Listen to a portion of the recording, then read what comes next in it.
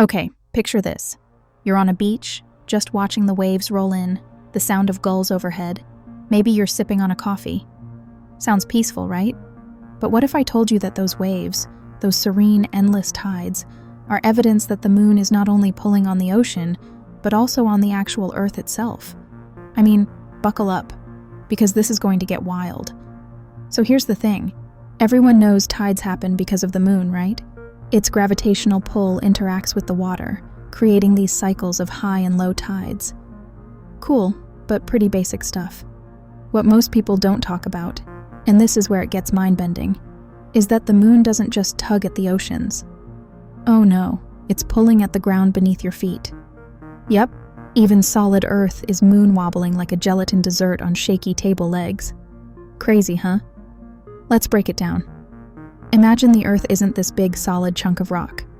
Think of it more like, let's say, a giant water balloon. I mean, yes, it's solid at the surface, but deep down, it has molten layers, a swirling liquid iron core. It's dynamic. It's alive. The moon's gravitational pull doesn't stop at the oceans. It's pulling and pushing on the entire structure of the Earth itself. Actual landmass subtly rises and falls, only inches, not super dramatic. But it's happening. And guess what? Scientists have a name for this. It's called Earth tides. Surprise! Tides aren't just for water. But hold on. This Earth wobble business gets even weirder. The moon doesn't orbit Earth in a perfect circle. It's more like an elliptical dance. So when it's closer, at perigee, its gravitational influence is through the roof, and the Earth feels that pull even more intensely. Imagine flexing a stress ball. When you squeeze, it's not just one part of it. You feel the shift everywhere. That's our planet under lunar stress. Now wait for it. Earth's tides even affect time. Yes, time itself. The pull between Earth and the moon actually creates friction. This friction slows down Earth's rotation ever so slightly. I'm talking milliseconds per century, so don't cancel your plans just yet. But think about this.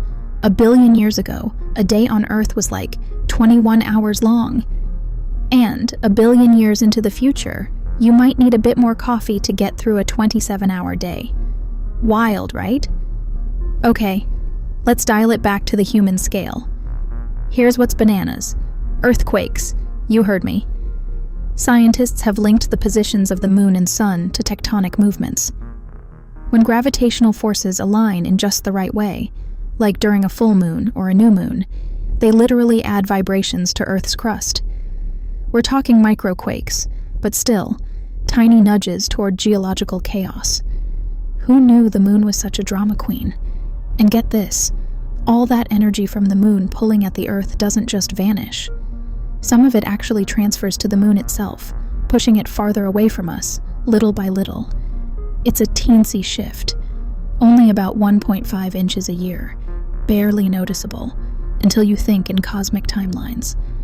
Look back a few 100 million years, and the moon was way closer, looming larger in the sky, tugging stronger at everything, from the tides to the planet's crust. So why's the moon doing this to us? Well, it's not personal. It's just what gravity does. But let me blow your mind a little more. The moon's pull is also responsible for, wait for it, stability, our oceans sloshing around, the Earth wobbling. All this chaos actually dampens potential catastrophe. Without the moon acting as this mega cosmic stabilizer, we wouldn't just wobble a little. We'd spin and tilt unpredictably like some mad carnival ride. Seasons might vanish or go completely haywire. Without the moon, no autumn leaves, no spring blossoms. Total nightmare. Let's put it in perspective. Scientists theorize that other planets in our solar system with no big stabilizer like our moon, that's Venus, that's Mars, they've got wild axis tilts or super erratic climates. Meanwhile, Earth? Pretty chill, relatively speaking. Why? Because we lucked out in the moon department. Go ahead, raise your coffee cup to lunar gravity. Honestly, we'd be a mess without it. And so much of history revolves around the moon, literally and metaphorically. Think ancient calendars, every culture's fascination with the lunar phases, ocean navigation, all tuned into our Earth-Moon tango. Even werewolf myths, sure, those veer into woo-woo territory. But hey, maybe that's just humanity processing the moon's mysterious grip on us, physically and psychologically. Okay, pause. At this point, are your gears turning? Because mine are revving full throttle.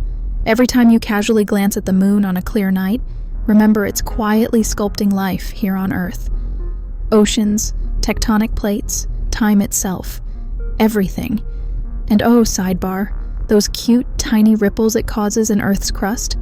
Scientists are studying them like cosmic fingerprints to understand tectonic shifts better.